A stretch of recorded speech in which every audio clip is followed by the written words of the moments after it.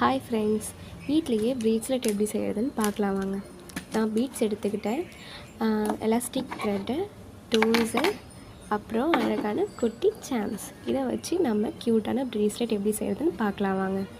த்ரெட்டை உங்களுக்கு தேவையான அளவு நீங்கள் கட் பண்ணிக்கோங்க. கட் பண்ணதுக்கப்புறம் பீட்ஸ் எல்லாம் இன்ஸ்டால் பண்ணிக்கோங்க. இப்போ நான் பீட்ஸ் எல்லாமே போட்டுட்ருக்கேன்.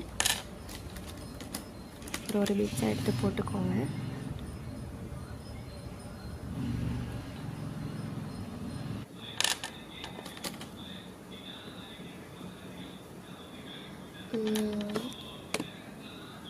இப்போ பார்த்தீங்கன்னா நான் ஃபுல்லாக பீட்ஸ் போட்டுட்டேன். இப்போது நாட் எப்படி போடுறதுன்னு பார்க்கலாம். யூஸ்வலாக எல்லாருமே சொல்கிற மாதிரி ஒன் டைம் நீங்கள் அந்த நாட் போட்டு அதை நீங்கள் அந்த சுருக்கு போடுறதுக்கு முன்னாடி அதை மறுபடியும் அந்த ஒயர் உள்ளே விட்டு அந்த த்ரெட்டை உள்ளே விட்டு எடுத்தீங்க அப்படின்னா டபுள் சின்னாக போயிடும். ஸோ அதுக்கப்புறம் நீங்கள் லாக் போட்டிங்கன்னா அந்த நாட் டைட்டாக இருக்கும். அதே மாதிரி எகைனும் நீங்கள் நாட் போட்டுக்கோங்க.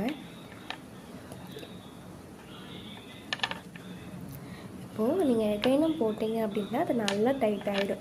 பட் நான் எப்போவுமே என்னோடய சாட்டிஸ்ஃபைடுக்காக ப்ரேஸ்லெட் உள்ளே விட்டு மறுபடியும் அதே மாதிரி சேம் நாட் போட்டுப்பேன். ஸோ அப்போது எனக்கு ஒரு சாட்டிஸ்ஃபைடு இருக்குது, அதனால் நான் போடுறேன். நீங்கள் யூஸ்வலாக 2 டைம்ஸ் போட்டாலே சேஃப் தான், அது அவ்வளோவா கழண்டு வராது.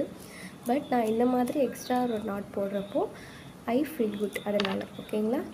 ஸோ இப்போ நீங்கள் எந்தளவு நான் அதை எலாபரேட் பண்ணுறேன் அப்படி இருந்தோ அது நல்லா டைட்டாக தான் இருக்குது. ஆஃப்டர் நீங்கள் தேவையில்லாத த்ரெட்டை கட் பண்ணி எடுத்துக்கோங்க.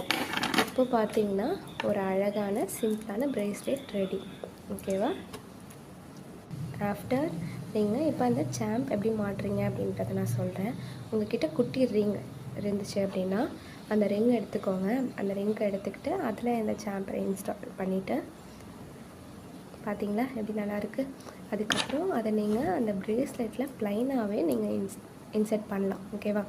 அப்படியே உள்ள அந்த நம்ம எலாஸ்டிக் த்ரெட் தானே யூஸ் பண்ணுறோம். நீங்கள் அதை லூஸ் அண்ட் டைட் பண்ணலாம். அதுலேயே நீங்கள் அந்த சாம்பர் எடுத்துகிட்டு டூல் வச்சு லைட்டாக அந்த லாக்கை எடுத்தீங்கனால அது நல்லா லாக் ஆகிடும். அவ்வளோதான், சிம்பிள். Bracelet ready.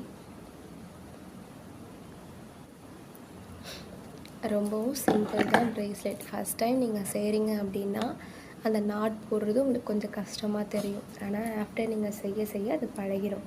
ஓகேவா? இப்போ அழகான ப்ரேஸ்லெட் உங்களுக்காக ரெடி.